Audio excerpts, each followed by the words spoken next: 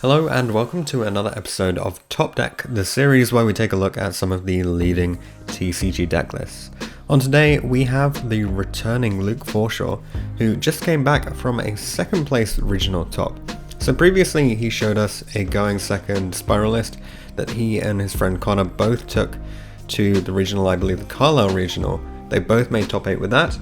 He's come back a week later with an updated SPYRAL list that now includes the Scrap Engine and taken second place at another regional. Now keep in mind this one's a little bit smaller, so 5 rounds for this event, but that said, very strong record. So let's have a look at the list then. So in terms of updates, it's the inclusion of the Scrap Engine and some changes to this going second cards. So we've got Jet Synchron in here now, triple Magician Souls, 1 Scrap Golem, triple Scrap Recycler, 1 Drone, 1 Last Resort, double Master Plan. He was playing 3 Master Plan before with the Dark Magic Veil.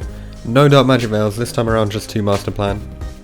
1 Quick Fix, 1 Sleeper, triple Super Agent, and double Tough. Since you're going second, these are just better ways to make sure that your Helix will resolve. Triple Dark Rule No More, 1 Foolish Burial, double Foolish Burial Goods, triple Lightning Storm, 1 Monster Reborn, 1 for 1, double Big Red, 1 Assault, 1 Resort, triple Wear Off Thou, triple Evenly Matched, and double Spiral Mission Rescue. For the extra deck, double Helix, Abyss Dweller, Princess Sprite, Appaloosa, Barricade, Borg, Blocker, Borrow Load, and Borrow Sword. Just more ways to out the opponent's board. Curious, the typical Nightmare package of the 3 so that you can protect your Appaloosa from all the destruction effects. The 1 Linkaribo, Scrap Wyvern, and then very interestingly the Unchained Abomination. This one's quite cool actually. So it just allows you to destroy additional stuff on top of what you're already destroying every time. For the side deck, a triple Droll Knockbird, then 3 Kaiju so that you can deal with your opponent's boards when they try and go for the Lunalight combo that goes into the Kali Yuga play. Triple Gamma and 1 Driver, 1 Raigeki, just even more removal for those monster boards, triple Twisters, and 1 Red Reboot. You really don't need to side very much spell and trap removal because you already have main decked 6 cards which do wipes of back row, and then the additional Super Agents and Toughs, and you got your extra deck. So I really think you don't need any more back row removal than you've already got here. So there's no siding strategy this time around. Luke basically said that he thinks that siding is a really key part of deck building and understanding how the deck interacts, so you should be able to figure it out from picking up this deck, testing it yourself, and having a look at how it all functions together anyway. So that's his comment on it there. For the rounds that he played, it was a 5-round event, as I said. He has 1 loss in round 4 in the Spiral Mirror, but apart from that he went up against Go Second Dino, which was a 2-0, Shinobird, which was a 2-0, Subterra, which was a 2-1, O2 against Connor, so the other guy who made top 8 in the last round, against SPYRAL here, and then the final round against Altergeist at 2-0. So very well played. Just a couple of comments. He said that in his round 4 he played against his teammate Connor, who just opened the stones both games, and he couldn't have won with his opening hands, unfortunately.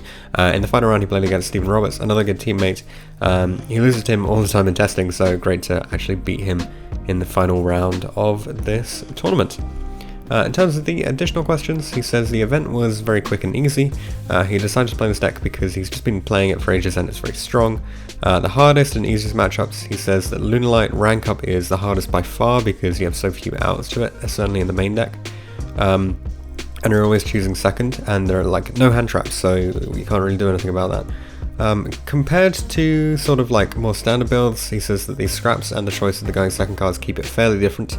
The scraps mean you can play with 1.5 cards after using the blowout cards to break the boards anyway.